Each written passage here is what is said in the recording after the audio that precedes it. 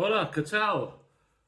I'm going to do a video today about how a retired person can get a non-lucrative visa to live in Spain, which is for most retirees, well, they don't plan to work in Spain.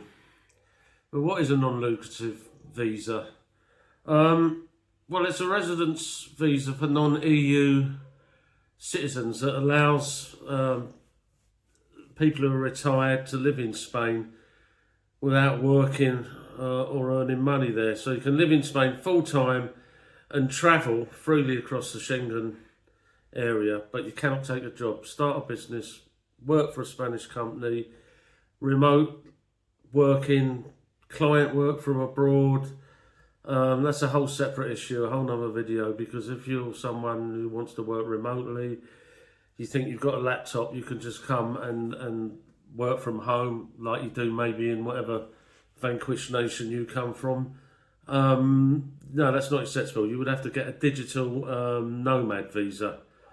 So yeah, that's something that is completely different. Now, retired, what does that mean? Does it mean that you have to be retired and of state pension age in your country? No, it doesn't. It just means you could be 50 and retired. You could be 40 and retired. It just means that you're not working anymore.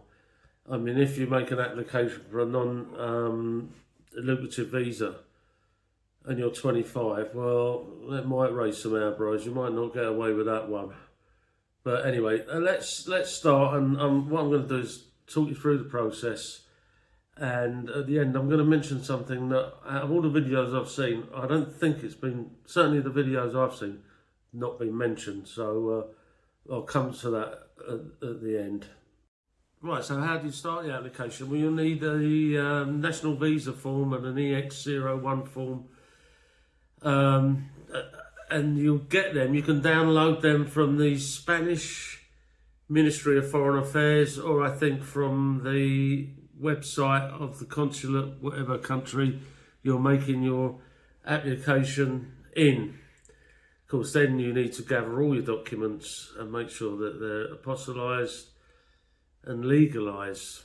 So what are the financial costs of getting a non-lucrative visa, essentially a retirement visa? Well, if you were on your own, if you're a single person, you would need to prove that you have an income of 28,800 euros. If you're not on your own, if it's you and your spouse, then your spouse, whether it's he or she, that would be 7,200 euros. So what's that? 36,000 euros a year for that year that you're applying for, because that's what you get if your non-lucrative visa is granted. It's for a year. Now, if you've got children, it would also be 7,200 for each child, so you would have to add that on to whatever it's costing for you and your spouse. But if you're alone, it's 28,800. Now, how do you prove that you've got that money? Well, you do that through statements. Mainly if you're retired, pension statements. If you've got a private pension, if you've got a state pension, if you put the two pensions together, is that enough? If you own a property abroad or in the country where you're a resident at the moment, then rental income, that would all count towards it. Savings, that would count, although I have heard that the consulate would rather actually see a steady income coming in to your bank account rather than relying on statements. What else? Did I mention income from investments? So if you've got investments and you're getting money from investments that you've made, that would all count as well. Yeah, so that's what you'd need to prove to the consulate. Now, of course, the non-lucrative visa means that you can't work So there's no working on the side, no cash in hand stuff, and no working remotely. Now, I know people do that, but those are the rules. And if you get caught, that can be looked on unfavourably when you go to renew your visa. Yeah, so there you go. You'd prove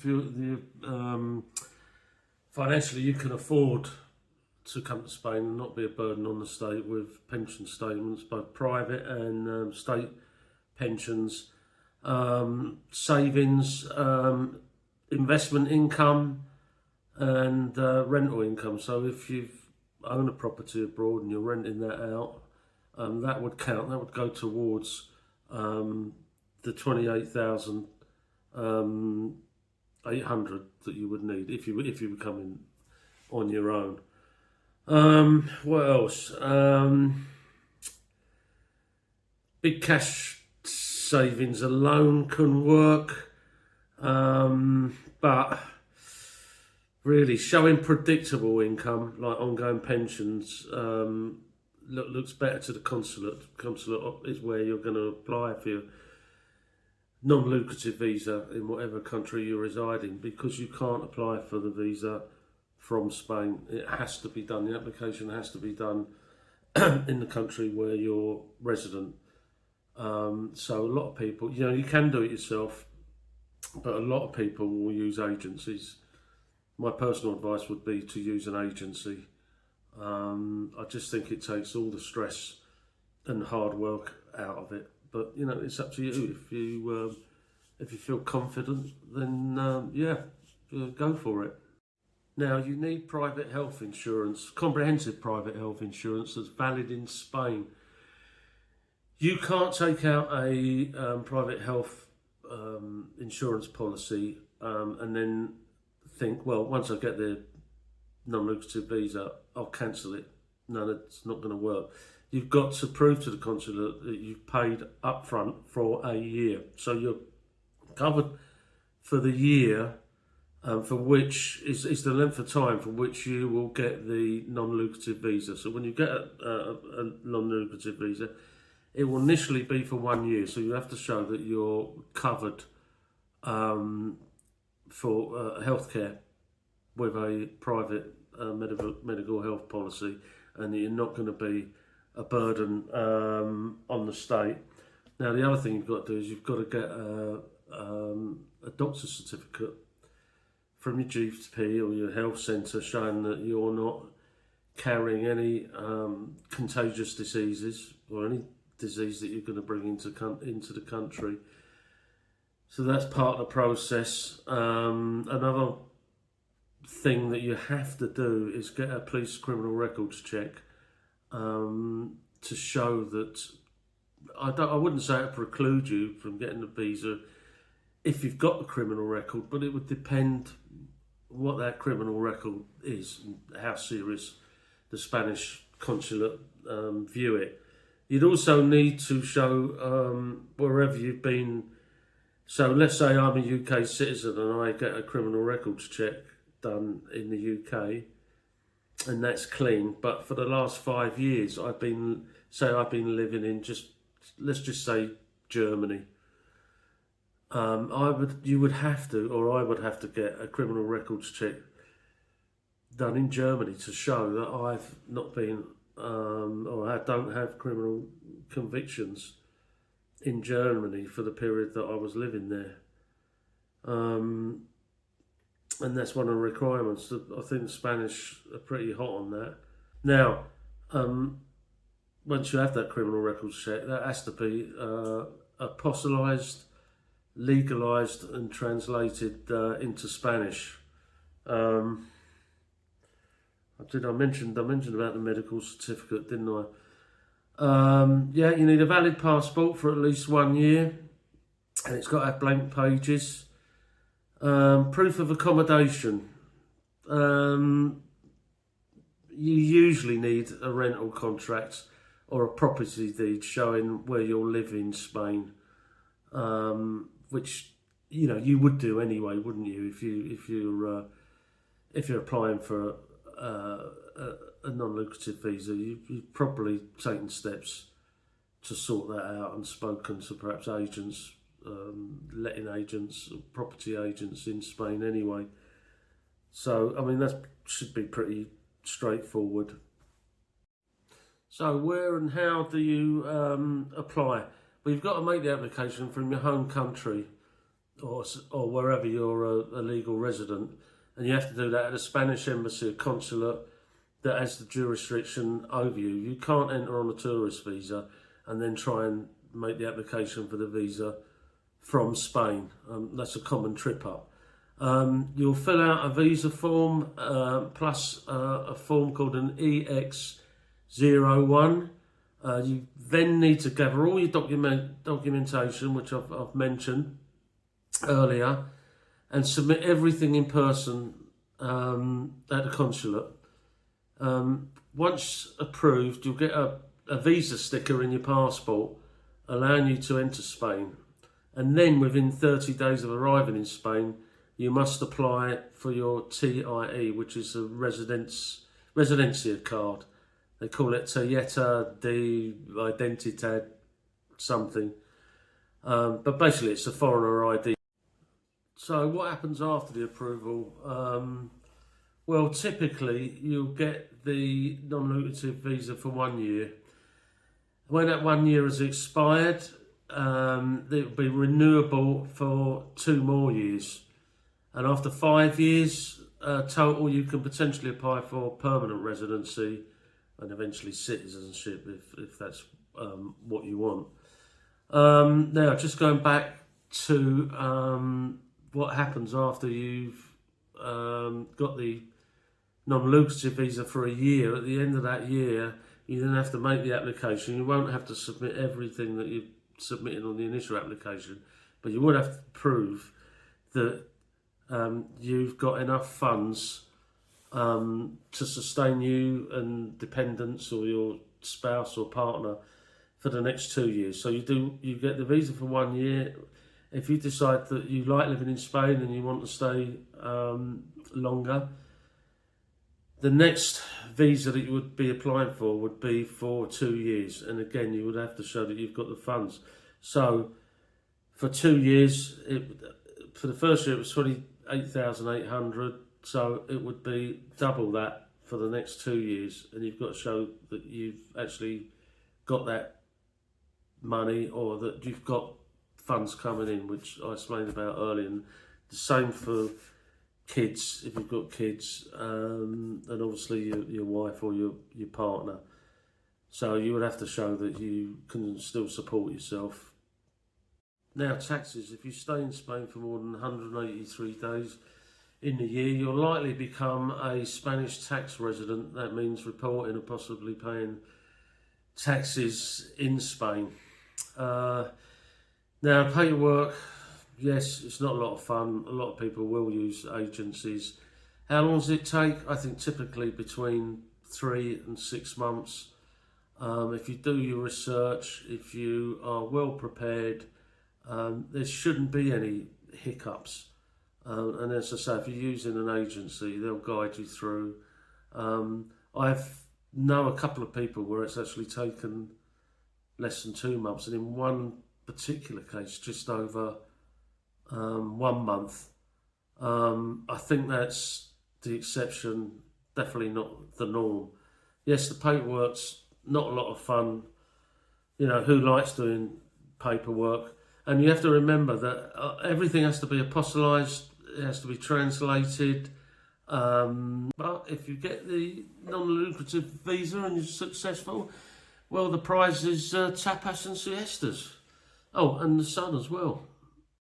Now, one of the things I don't hear mentioned much when I watch YouTube videos on obtaining a non-lucrative visa is what happens if you are someone of state pension age. And I'm literally just going to talk about the UK now and not any other country, because I don't know what the deal is there. But the UK has a reciprocal agreement with Spain as regarding healthcare.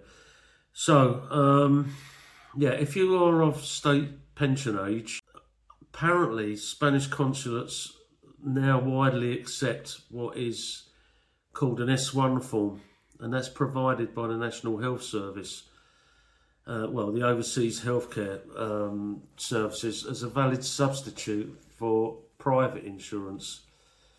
So the benefit of that is that it allows you to access the Spanish state healthcare system on the same terms as a Spanish pensioner. Now, having said that, this is all in theory, because I've heard from different people that it depends on what consulate you go to. Some consulates may not accept that. That you may still have to show that you've got private healthcare. Each consulate seems to have their own interpretation of the rules.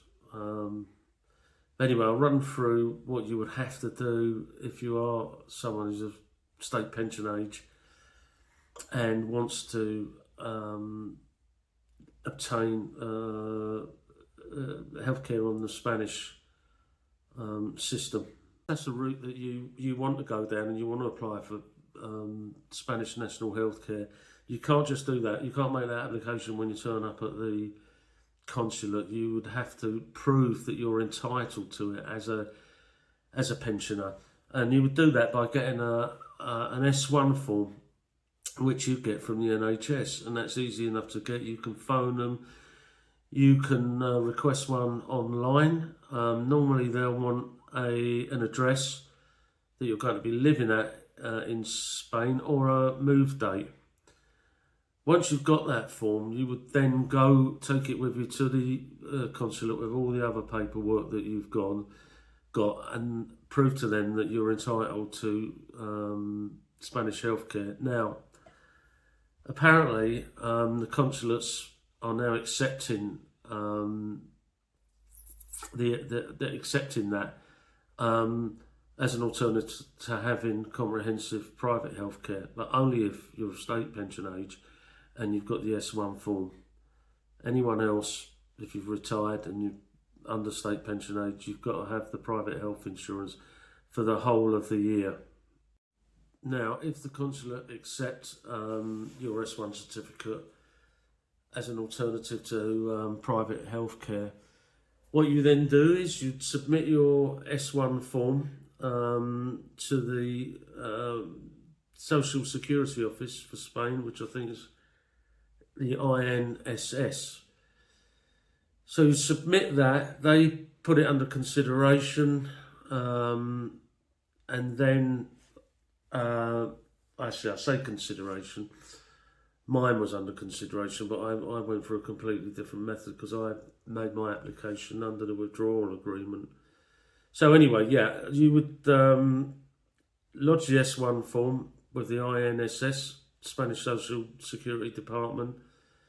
They will then notify you with a letter, confirmation letter, which you would then take to your local healthcare centre or clinic, and then they will send you a card which you then use whenever you go to the clinic to prove that you're entitled to healthcare on the Spanish health system. So,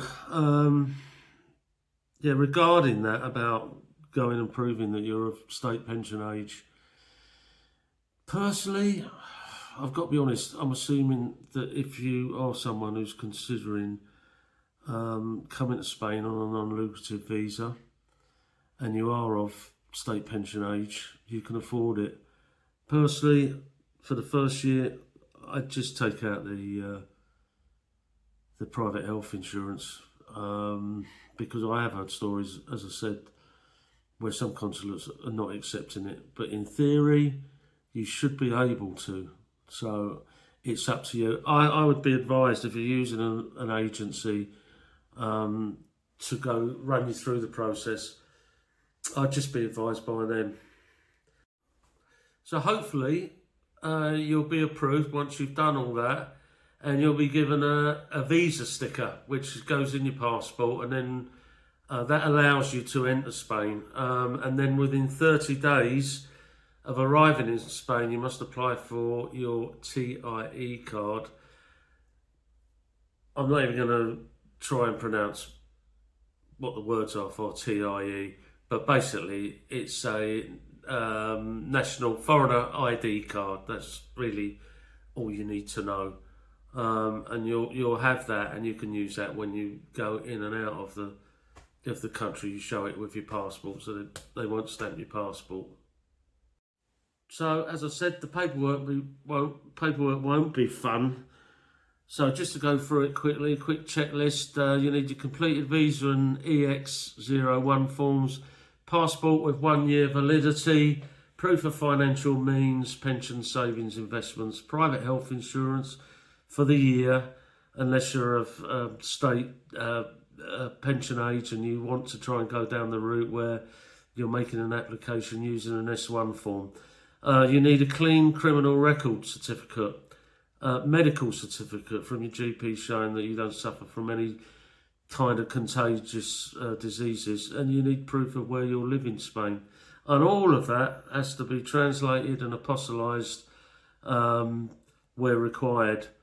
And if all else fails, you could always try turning up on the beaches of the Costa del Sol and claiming political asylum.